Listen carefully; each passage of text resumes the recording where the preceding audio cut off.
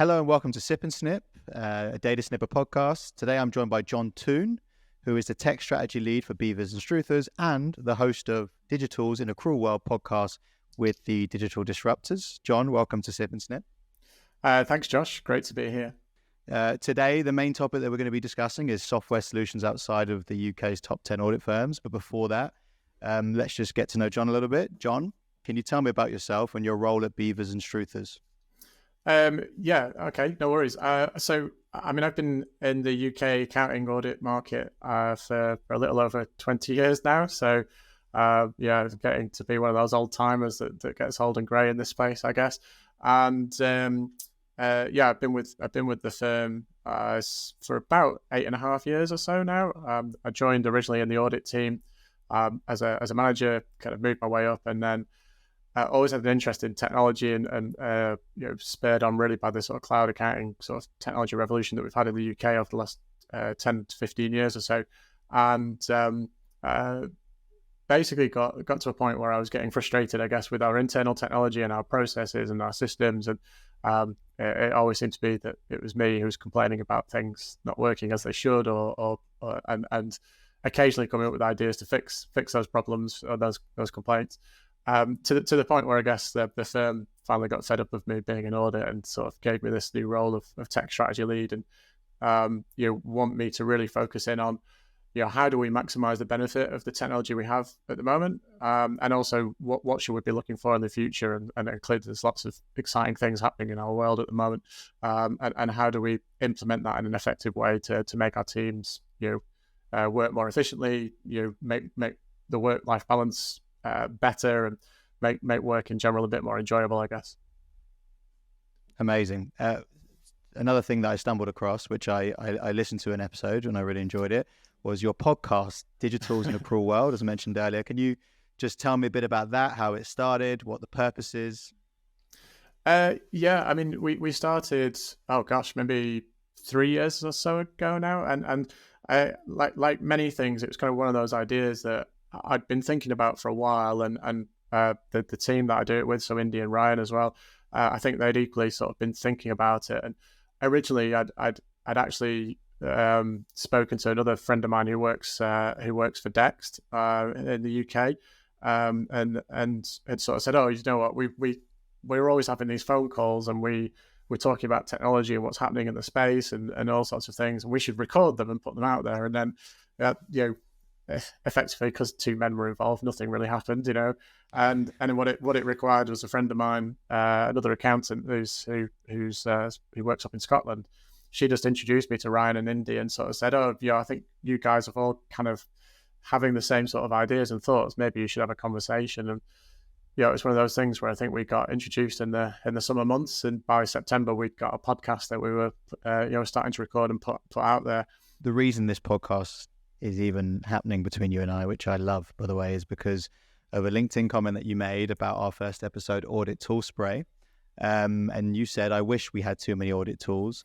There aren't enough in the market. And the issue talked about, Audit Tool Spray, is only an issue for the biggest firms, probably the top 10 in the UK. Could you expand on this for our audience? Yeah, absolutely. I mean, as people that know me will know that I have plenty of opinions, and I'm not scared to sort of share them, I guess. And I listened to the pod, or I watched the pod because I think you recorded it as well. And I was slightly incredulous, I guess, in terms of like, I was, you were talking about, these firms have got like 10, 15, 20 plus apps and programs and things that they can use. And I was like, I wish we had that. I mean, we probably have 4 or 5 products, that we use in our practice. And the reality is that we couldn't really add too many more to that because, we just don't have that opportunity to do so. And I think that there's a couple of reasons for that. Number one is, as a mid-tier firm, we don't really have the technical expertise, if you like, to be able to build out our own sort of products and things. So obviously, certainly the big 4, probably the big 6 firms in the UK, they're running their own methodology. They're often running proprietary software that they've built and developed themselves. And obviously in the mix there, they've got other things that are going on, and they've got huge data analytics teams, development teams, all sorts of other things. So So I think that's why the experience of working in those bigger firms is that you have almost too many things going on. For us, as I say, because we don't have access to that kind of level of technical expertise, and certainly not the same scale, and we don't have the kind of capital to invest in those kind of projects as well, is that we are much more reliant on the vendors in the marketplace to come up with the innovation, the technology, the products and things that we can utilize. So the classic example of that over the last few years has been the data analytics space, where we've got products like Inflow and MindBridge and Validus and a whole host of others that have come into the space. But the reality again for most firms is you can only really choose one of those. It's very difficult to like overlay those in multiple different ways. So lots of firms will go down the route of picking one solution, and then they'll bolt that on. And the challenge actually for a lot of firms is how do you make those products interplay with each other in an effective way, and how do you make them sort of part of the day-to-day process? Because again, we are quite often reliant on methodologies that we take from third-party providers, and they're not always up to speed with the technology changes that maybe the bigger firms are able to adapt to because they control their own methodologies. I understand that you've got a very sort of open and encouraging view of technology and adopting technology within audit. Is this something that is shared across firms that are a similar size as yours? Do they see it as a good thing like you do? Firms are realizing that they need to adapt. There's pressure from the regulators. So the FRC and the ICAEW, our audit regulators in the UK, realize that things like data analytics, started to use things like AI and automation are really valuable for firms. There's also desire from firms to work more efficiently. There is a staffing resource problem in the UK. It's nowhere near as critical and as difficult as it is in the US, where, they have real fundamental problems around recruitment and retention of audit staff in particular. But there are still issues here in the UK in terms of, we're trying to squeeze more out of people, I guess, or more out of our, productivity. And we're also, as well, which is a regulatory thing, is we're seeing this waterfall effect of the bigger firms are getting rid of what to them are the smaller audits, as a consequence of having to improve quality and spend more time on audits at the higher end. They're having to get rid of the smaller audits for them, which for us are kind of, for mid-tier firms are kind of almost like the perfect clients. You're talking about clients who have a 50 to say 150, 200,000 pound a year audit fee. And that's like a real sweet spot for us. But again, that has an increasing pressure on us, because if we take on those kind of jobs, we equally then have to consider what we do with the jobs maybe that are a little bit smaller or that conflict in terms of timing, and say, we can't just go out and recruit 50 people overnight to make up for the lack of staffing resource. So we need to think of more clever ways to deliver our services. And the final thing I would say is that COVID has had a big impact in the UK in terms of the way that audit was done. I think prior to COVID, audit in the UK certainly, and maybe in other countries, was very traditionally delivered as kind of on-premise, on-site service. You send a team out for a week or 2 weeks or 3 weeks or whatever the timescale is. You kind of bash through the audit work, the ticking and bashing, the reviewing documentation, the conversations with finance team, etc. And then you come off site and you kind of wrap the file up and that's done. Obviously, with COVID, we weren't able to do that on-site work, and so we had to start interacting with clients in a different way, remotely, sharing information across platforms, and trying to avoid non-secure ways of sharing stuff. And so it's changed the way that audit firms and teams interact with their clients, and that's allowed us then to maybe. It's been a catalyst, I think, for change, really, in terms of just making people step back and think, actually, there's maybe a better way of doing this. We don't have to be on site every single day just to be able to sort of prove that we're doing an audit. We can be a bit more clever about how we interact with clients at the moment. No, I think catalyst is the important word there under pandemic. I think with the pandemic, I think even this may have not, this format of a podcast may have not existed as frequently as it does now. And I wanted to ask you that, how important was the pandemic in changing the world of audit? So I appreciate you answering that. Is there a cultural impact in terms of, yes, we say that the problems that you see for audit firms in the UK versus the US versus the Netherlands, where we're based, are the same. But is the reason for different adoption rates and different tool stacks because of a cultural approach to audit? Because I know, for example, with the US, they're very much open to innovation, to newness, especially in New York. There's a huge demand for it. I wonder how much of that demand, though, is driven by necessity, to a degree. I'm not sure it's necessarily driven by culture per se, in terms of audit firms wanting to be innovative. I mean, we did some work with our audit partners probably a couple of years ago now, just talking about what their approach to innovation and change was. And it was really interesting. We had more or less like a 50-50 split in terms of some partners were really open to trying new things, to innovating, to sort of maybe deviating from a methodology or a traditional way of working, and the others sort of were, no, it's almost we've kind of always done it this way. We've never really been a problem. The regulator is happy, so why should we change it? So I think that's interesting. I mean, I think the problems in the US market in particular are really acute. I mean, I can't remember the numbers, but I think it was something like 300,000 people left the audit and accounting sector last year, and they're not being replaced effectively with graduates and people coming through. And I think that is a cultural thing. I think it's down to the fact that the US is renowned for having long working hours, really squeezing people hard for everything that they get out of them. And of course, if you're losing staff, that problem's only ever going to get worse, because the level of work that you're doing is never going to reduce. It's only ever going to go up.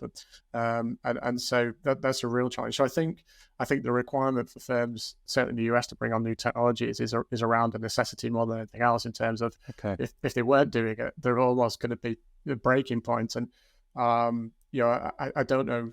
I generally don't know what the answer is to that, because, you've either got to get rid of 20% of your clients or whatever that number is to kind of ease the pressure, and whether that's sustainable and affordable, I don't know, and that has a big impact on the way that firms are structured, and if they've got lots of partners that are retired and still being paid out, and all of these things. So there's a lot of complexity there. And I think you mentioned also before in a previous call, so away from the mic, about having conversations with similar sized firms who have similar issues. So did you feel that they were receptive to technology?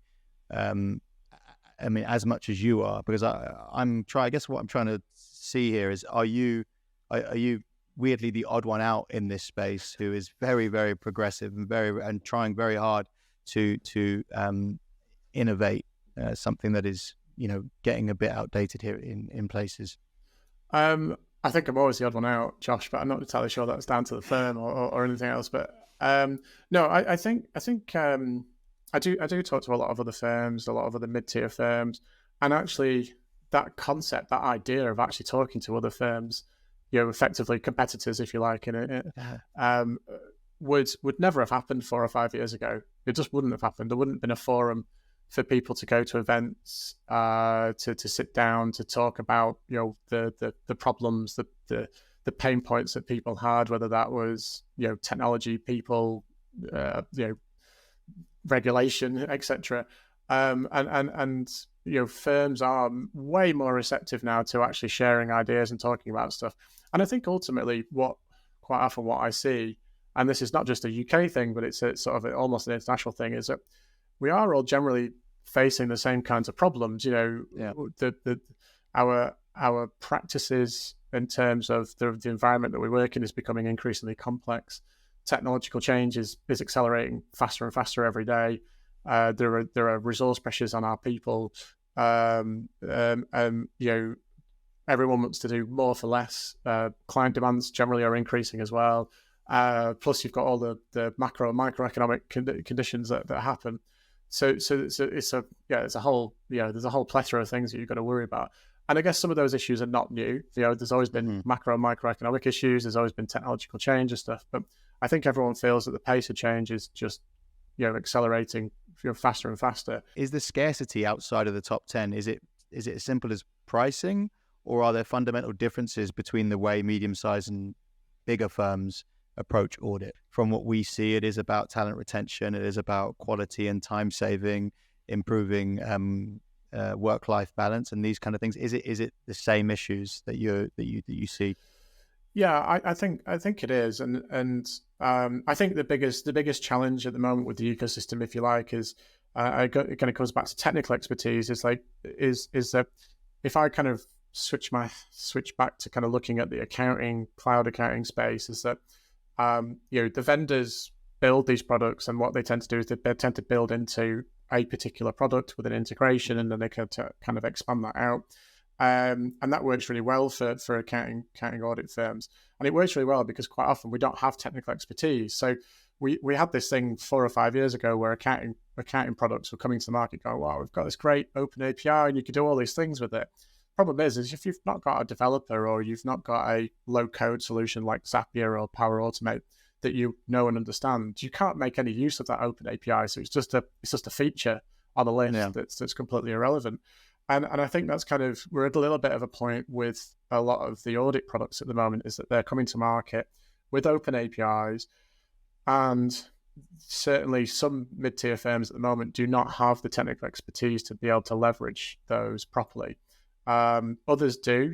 We've made an investment to do that so that we can start to do some of those things.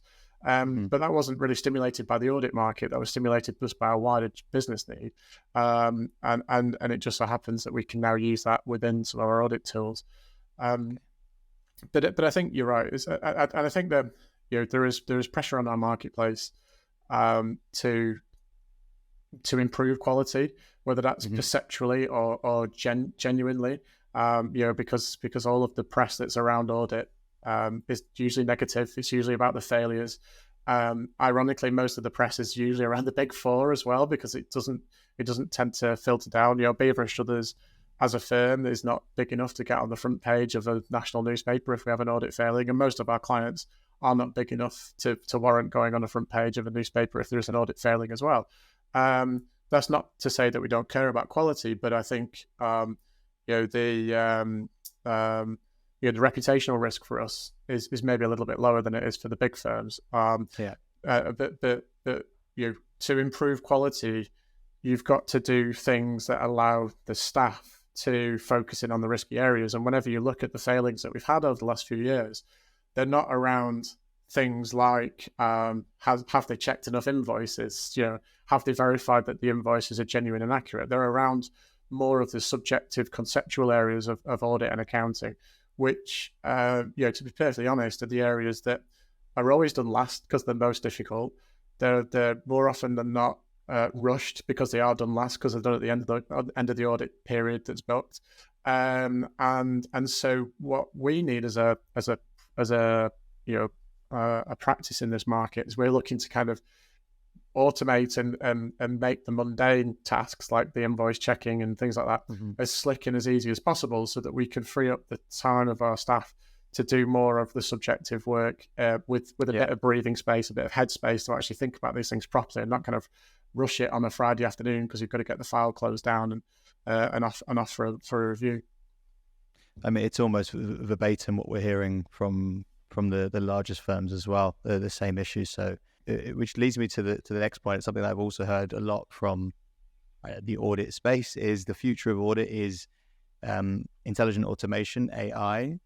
With you in this space, do you feel a gap? Is this a statement that you agree with? Is it a statement that is intimidating? I think it depends on what you talk about with AI, because I mean, quite often when we talk about AI, we end up naturally just sort of thinking, oh, that's ChatGPT or large language models. And the reality is that a lot of the things that practices maybe are already using, for example, if obviously if they're using data sniffer, that optical character recognition, the extraction that you do, that is a branch of AI. And so firms that are using a product like yours are already using it, and maybe just don't actually class it as AI. I think for me, in terms of what the future of audit looks like and where the opportunities lie, is that I do think there's greater opportunity to have integration between some of the tools in terms of that just makes the workflows and the processes of doing particular bits of work, whether that's analytics or whether that's basic substantive testing, using something like Data Snipper and then getting it into a file. I think all of that could be streamlined much more effectively, and has a significant impact on time spent and invested, which again, as I say, then means that you can maybe take on more audit work, or you can spend time to improve quality. We are starting to see firms use things like large language models around, for example, things like the extraction of information from leases. You can put that into a large language model. You can extract. You can sort of say to it, like, tell me what the key terms are. How much is the rent? When does this lease start and end? Is there anything unusual in the lease in terms of variable rents or things like that? And that all lends itself, again, just to save a little bit of time, particularly if you can do that at scale. Because the reality is no auditor, no accountant that I've ever met likes reading legal documents, because lawyers have their own special language that is almost indecipherable. So I think there are opportunities to do that. I also think in terms of where we could potentially go is that we could almost move to an almost as real time auditing of transactions. It is not inconceivable. Certainly now, for example, if I've got a client that sits in zero, which would be at the lower end of the audit sort of scale, I guess. But if they sit on zero, if they're extracting their invoices so we can see the invoices, if we can see their bank transactions through an open banking connection, we can maybe have visibility of the approval processes. We could maybe start analysing those transactions as they happen, or maybe within sort of 24 hours, and sort of risk grade them and sort of say, oh, this is unusual, or this didn't go through an approval process, or this is a potential flag for something unusual. You can even get into the granularity of now with open banking data sets. In some instances, we can see if a payment is being made and it looks like it's been paid to you, Josh, but actually it's going to my bank account details because we can verify in that background. You can actually start to flag some of that stuff now with the data connections we have.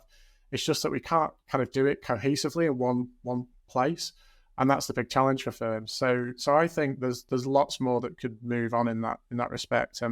I'm not saying that real-time auditing is definitely going to become a thing, but I certainly know from that I think PwC have sort of started to explore some of this with their larger clients, connecting into things like SAP in the background and stuff. Yeah. And again, I think that's a demonstration of how the big firms are able to kind of experiment with this kind of thing, whereas for the mid-tier and smaller firms, it's just we can't really experiment with that because we don't have the scope, the scale, the technical expertise, the capital to invest in these kind of ideas and opportunities. Recently, during Data Snipper Connect, one of our Data Snipper community users, John Kraftchick, said that he believes that the future of audit could be real-time audit, and any solution or tool or software that contributes to that future is a good thing. But he also said that everything he says about the future will be wrong. So you got to take that. But on that as well, you said earlier that you're not shy of giving your opinion. So I would, if you don't mind, like to hear your opinion of Data Snipper. When you first saw Data Snipper, what was your initial reaction? Yeah, I mean, I got introduced to Data Snipper actually through one of our former employees. So we used to have a guy that worked for us in a data analytics role, and then he now works for one of the Indian firms that's part of the HLB network that we're part of. And we still keep in contact, and every so often he'll drop me a message on LinkedIn and say, "Oh, John, I think you should look at this. We think it's great. Or we've been experimenting with this and doing things." And one of those products was Data Snipper. And so he said, "Oh yeah, we've been using it for a few weeks, and I think it's great. I think you should have a look." And so I did. Went on the website and went through the whole sales process. And to be perfectly honest with you, had a demo, and I was absolutely blown away by it because it almost feels like a bit of a no-brainer. And it's interesting because, as I say, I kind of work in the accounting, the cloud accounting space, and sort of optical character recognition, extracting information from invoices is not something that's not new to me, for example, but I've never seen it kind of manifest itself in the way that the Data Snipper had done it. I've never seen anyone build a product specifically for the audit market either. I think quite often people don't tend to go near it because they feel like it's a bit scary. And so, yeah, and it's been massively transformational for us, I would say, in terms of all of the products that we've implemented over the last few years in that department. It's probably been the one that's been the most successful, and I think it's been most successful for a couple of reasons. Number one, for us, we've not really had to fundamentally change really how we go about doing the work, because obviously in the past what we would have done is we would have had a sample of transactions we want to look at in a spreadsheet. Somebody would have then gone off to find copies of those invoices, and then would have obviously checked and verified them themselves manually. And so what we're bringing into that process is the spreadsheet's still the same. The need to go and get that information is still the same. And again, this is where maybe a level of automation or integration could be improved, because we would often request for information through Inflow, because that's what we use to share information with clients. And it'd be really nice to be able to sort of go from picking that sample, pushing it through Inflow, and then getting it direct into DataSnipper to be extracted. But that happens, and then obviously DataSnipper does its thing, and it magically will check and improve everything. And it happened at a time for us as well where I don't think it's too much for me to divulge this, but we were using a methodology at the time that capped sample sizes. So even if you had a high risk area with a lot of transactions or a high value, we would get to a point where there'd be a cap on that transaction limit in terms of how much we tested within that population. And we had a regulatory review by the FRC, and they sort of said, we kind of disapprove of cap sample sizes, and so we want you to remove them going forward. And that in some instances, not across the board, but in some instances that increased our sample sizes tenfold. And so you can imagine the human time required to do that same process, if we hadn't, if that hadn't coincided with DataSnipper, would have been quite significant. So that was a big one for us. Amazing. Love to hear that, first of all. Something that we like to ask at DataSnipper, or we like to take note of, is the aha moment, when the penny drops when you're looking at our platform. Was there any specific feature or use case that made the penny drop, that sort of was that aha moment for you to be like, wow, this is pretty cool? So it was the ability to do the document matching, that really did it for me, because you could sort of see, right, I can upload 60 invoices now, and it'll take a few seconds to extract and process those and match that against the table of a sample table that we've got on the spreadsheet. And that for me was the big moment. We now also use the financial statement suite, so we can check financial statements and stuff as well. And again, we'd had a look in the market, had actually chosen a competitor product at the time, which is based on that. It was still a desktop product at the time. And they then decided that they were going to move that to the cloud, and the cloud iteration of that was not as good as the desktop product, but they basically removed the desktop product. And so it just sort of serendipitous timing for you guys, I guess, because we were looking in the market for something, and again, the functionality and the capability of that was really important for us. And we do a lot of work in the not-for-profit sector as an audit department, and what that means is that quite often accounts are not necessarily being produced by us, more often than not being produced by the clients. And again, they're quite often not necessarily being produced in accounting software, either accounts production software. So you've got this risk of things being produced in Word or some sort of bespoke kind of sort of production software that they have, and reviewing those documents for changes and obviously everything else in terms of consistency and is a massive undertaking, and could genuinely take managers hours, if not days, if you were going through multiple versions. So that's had a significant impact for us too, in terms of just time saved and just being a bit more intelligent about how we do things.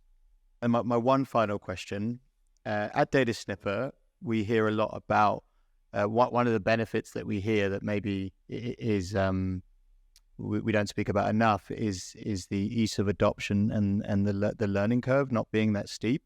Yep.